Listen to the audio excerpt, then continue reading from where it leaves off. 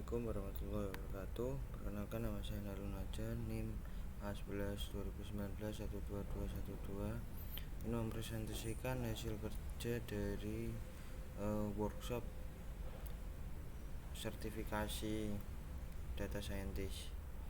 Di sini saya akan mengolah data dari dataset UCI dataset, lalu menelaah data yang terdiri dari load library yang digunakan, meload dataset, memberi nama header jika belum ada, menganalisa tipe dan relasi data, memberikan laporan atau kesimpulan dari kegiatan menelaah data.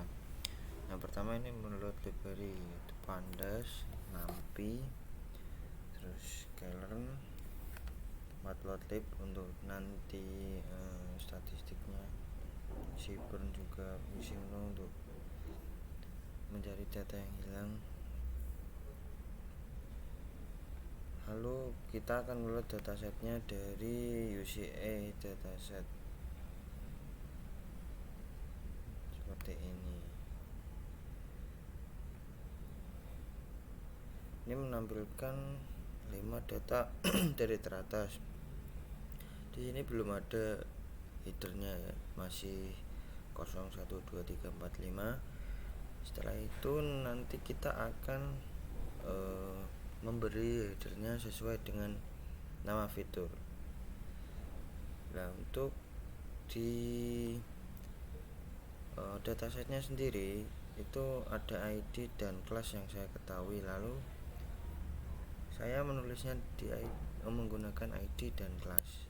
ID-nya ini dan kelasnya itu ada dua, yaitu Magnify dan Bening, yaitu jinak dan ganas, karena ini tadi kan kanker payudara.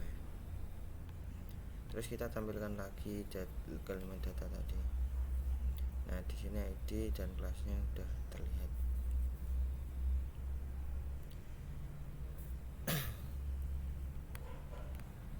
Lalu saya ini hanya mengecek ya, menggunakan mengecek tipe datanya udah data frame, sehingga dataset ini siap untuk kita gunakan. Untuk DF-shape adalah melihat ukuran dataset, lalu kita melihat informasi tipe data di setiap kolomnya, di semua kolomnya menggunakan df.info. Ini tipe datanya ada int64 untuk ID, diagnosanya objek yaitu kelasnya, terus fitur yang lainnya float. Lalu kita akan melihat distribusi kelasnya, yaitu kelasnya itu di mana aja. Jadi kelasnya itu ada dua, yaitu Magnify dan Bening yang bertipe data objek, Malignant dan Bening ya. Lalu kita akan menghitung jumlah dari kelasnya. Untuk Bening ada 357 dan Malignant ada 212. Untuk melihat distribusi kelasnya menggunakan diagram batang, kita menggunakan SNS atau seaborn dengan memanggil ini tadi kelas diagnosa. Jadinya seperti ini. Untuk melihat deskripsi dataset kita menggunakan df.describe. Ini ada jumlahnya, terus mean, min, dan maxnya.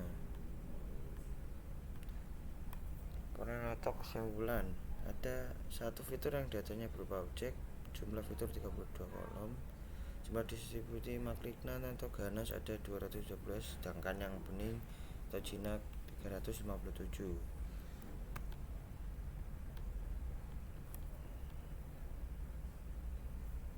Lalu setelah itu kita akan memvalidasi data yang terdiri dari mencari data yang hilang atau missing value dengan menggunakan tanda tanya menjadi nilai nan.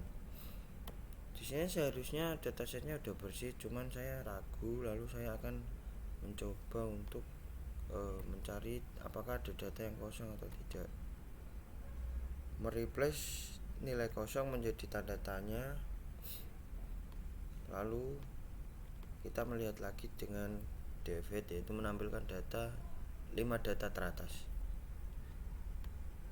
dan ternyata tidak ada. Tapi saya masih ragu juga. Terus saya cek lagi menggunakan df.is0 value seperti ini kan, dan ternyata hasilnya ada false, jadi tidak ada. Terus ini lagi saya cek lagi dengan df-log is0, dan ternyata area dari indeksnya juga tidak ada. Ini juga saya masih ragu kemarin, hanya saya cek lagi ternyata udah nggak ada. Nah, ini untuk menghapus data duplikat atau data double, dengan saya cek dulu data shape-nya apa, ukuran barisnya 569,32. Lalu saya menggunakan df.drop duplikat untuk menghapus apabila ada duplikat dari data tersebut. Ternyata tidak ada, karena dari pertama yang kita tampilkan dengan yang udah kita drop itu masih sama, jadinya tidak ada data duplikat.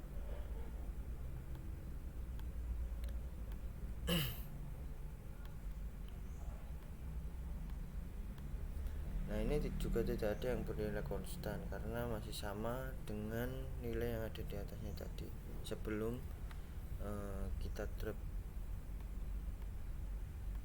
Mengkonstruksi data yang terdiri dari representasi fitur dan merubah tipenya, membagi data menjadi training dan testing, membandingkan data original dan normalisasi, data original PCA dan data normalisasi PCA.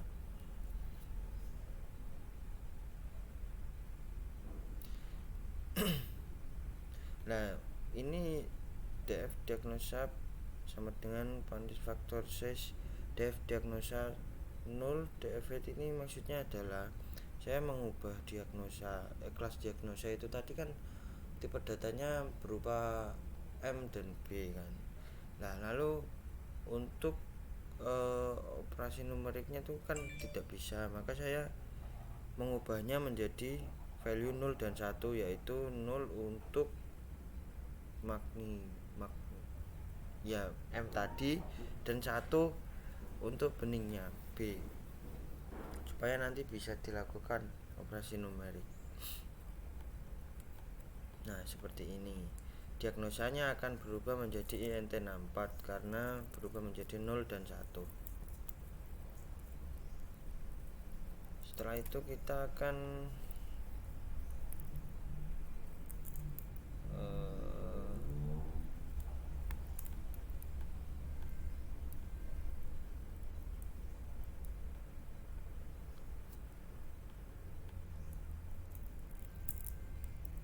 ini nilai X nya dari kita ini mengalokasikan 0 sampai dengan 31 baris apa kolom, baris dari 0 sampai 31 untuk X nya. Lalu Y yaitu kelasnya. Kalau X itu untuk fitur-fiturnya atau atribut, kalau yang Y untuk kelasnya. Kita akan men-split data di data original menjadi 70% untuk training dan 30% untuk testing dengan menggunakan ini Xtrain, Xtest, Ytrain, Ytest sama dengan train test split. Untuk test size nya kita 30%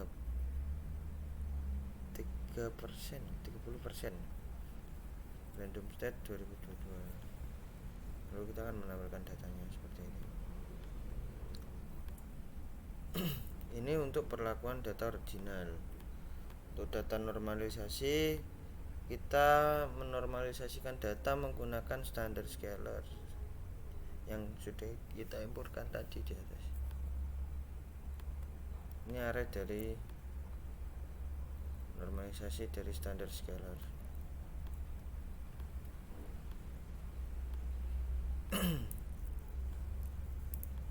Lalu ini perlakuan untuk data original PCA.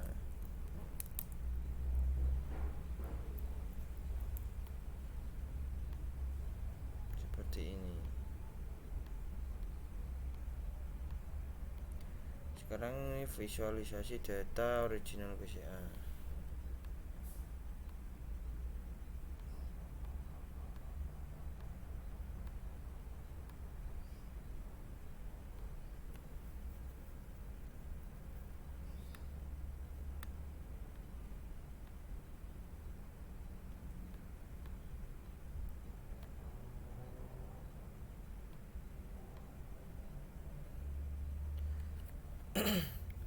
Sekarang menentukan label data, membangun model menggunakan decision tree.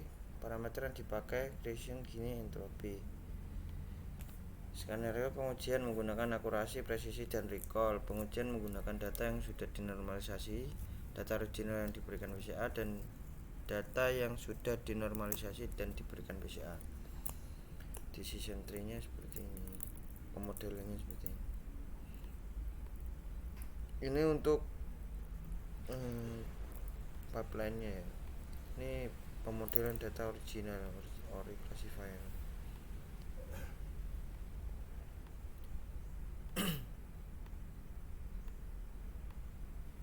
Pembuatan modelnya seperti ini.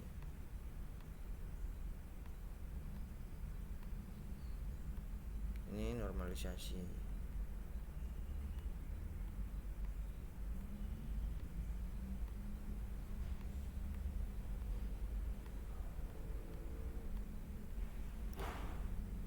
Untuk mengevaluasi dengan data original, akurasi pada training setnya 100%, precision pada training setnya 100%, recall pada training set ini 100% semua ini.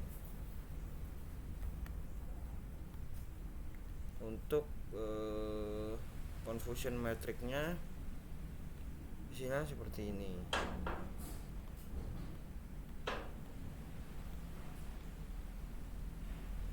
Ini untuk data ori ya. Nah, ini untuk data original. Ini evaluasi untuk data normalisasi sama aja 100% semua.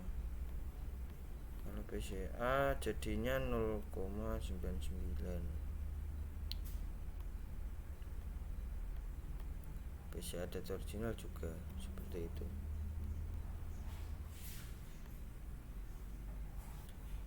Untuk kita akan melakukan review dari pemodelan ini, akurasinya lebih bagus yang mana antara decision tree data original, decision tree data normalisasi, decision tree PCA data original, decision tree PCA data normalisasi. Hasilnya seperti ini.